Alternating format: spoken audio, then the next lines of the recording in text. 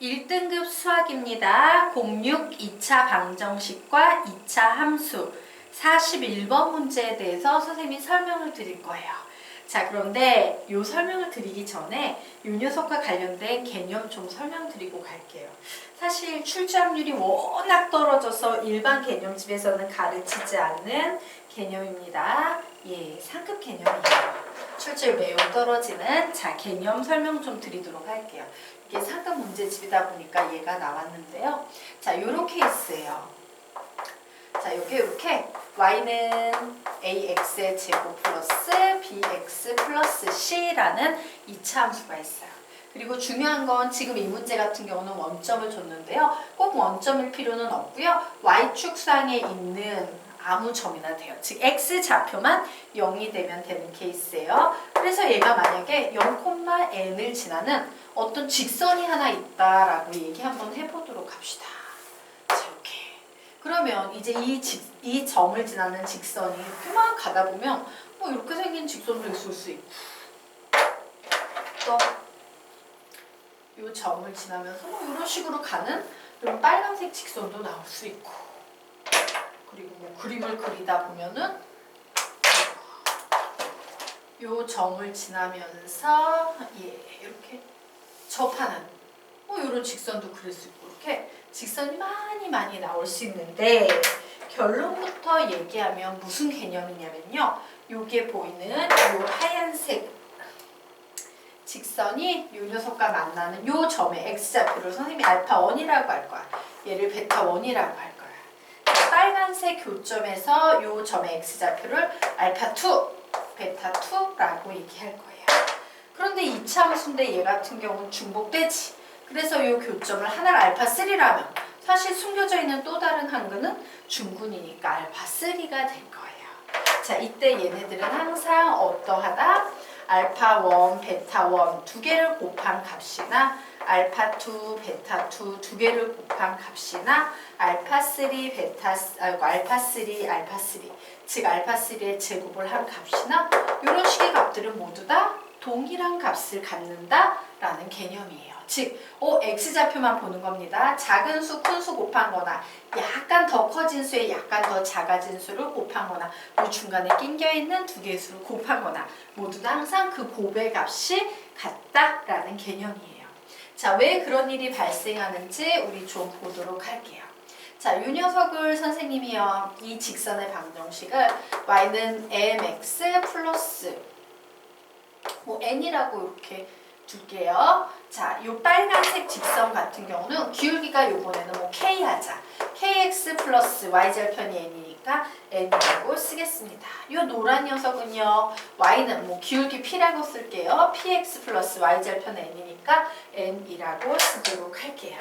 자, 그리고 여기 보이는 2차 함수의 식은 아까 말했다시피 y는 ax의 제곱 플러스 bx 플러스 c라는 함수의 그래프죠. 자, 이 함수의 그래프를 우리는 2차 방정식으로 좀 해석을 해보겠다. 자, 2차 방정식으로 해석하려면 어떻게 해야 돼요? y 없애서 2차 방정식을 만들면 요 흰색과 요 흰색 결합해서 ax의 제곱 플러스 b 마이너스 mx 플러스 c 마이너스 n은 0이다 라는 이와 같은 식이 나올 거야. 자, 빨간색과의 교점을 가지고 2차 방정식을 만들어 보겠습니다. ax의 제곱 플러스 b 마이너스 kx 플러스 c 마이너스 n은 0이다. 이런 식이 나올 거예요. 그리고 노란색과 결합시켜서 2차 방정식 만들면 ax의 제곱 플러스 b 마이너스 px 플러스 c 마이너스 n은 0이다 라는 값이 나올 거야. 그래서 여기에서 보면 두 군의 합은요, 얘네들이 계속 기울기에 따라 바뀌기 때문에 바뀌어. 하지만 두 군의 곱은 어떠한 특징이 있다? 예, 두 군의 곱은 모든 것이 전부 다 a분의 c-n이에요. 즉, 두 군의 곱은요, 비의 영량이나 기울기의 영량을 전혀 갖지 않는다라는 거야. 되겠습니까? 그래서 이와 같은 결과에 도달한다야. 왜? 알파1, 베타1은 뭔데? a분의 c-n. 알파2, 베타2는 뭔데? a분의 c-n. 알파3의 제곱은 뭔데? a분의 c-n이 되기 때문이다 라는 이론이에요. 거의 나오지 않는데 이 문제는 얘를 베이스로 만들어졌고요. 얘 0,m이 아닌 0,0을 주고 있는 상태입니다. 자, 선생님이 지금 설명한 내용을 한 번 더 해보도록 할게요. 이차함수 y는 fx의 그래프와 원점을 지나는 직선 L이 2점 2,f2와 5,f5에서 만난다 라고 주어졌어요.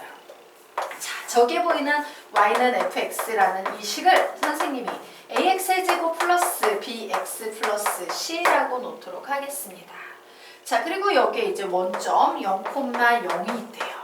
그래서 요 점을 지나는 요 직선이 여기에서 만나는데 요때 x좌표는 2, 요때 x좌표는 5다.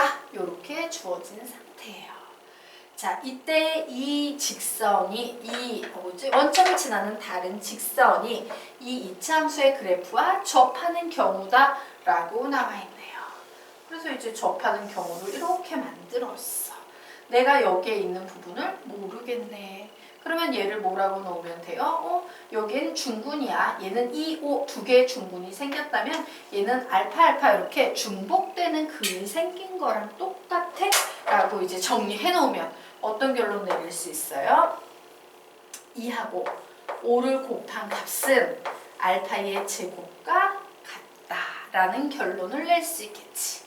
그런데 그 접점의 좌표를 두 개가 있어요. 이쪽에도 하나 있고 이쪽으로 올라가다 보면 이쪽에도 하나 있네 뭐 이런 식으로 가겠지? 얘를 베타 이렇게 놓으면 역시 베타도 어떠하다? 같을 거라는 얘기죠. 되겠습니까? 그러므로 알파의 제곱도 10, 베타의 제곱도 10, 그러므로 답은 몇이다? 4번 20이다 라고 이렇게 답을 낼 수 있을 거예요. 자, 얘를 수식적으로 접근을 다시 한번 해서 설명드리자면 이렇게 할 수 있을 거야. 자, 원점을 지나니까 얘를 y는 mx 이렇게 놓을 겁니다. 자, 그리고 얘도 원점을 지나는데 기울기는 뭔지 몰라. 그래서 y는 nx 이렇게 놓을 거예요.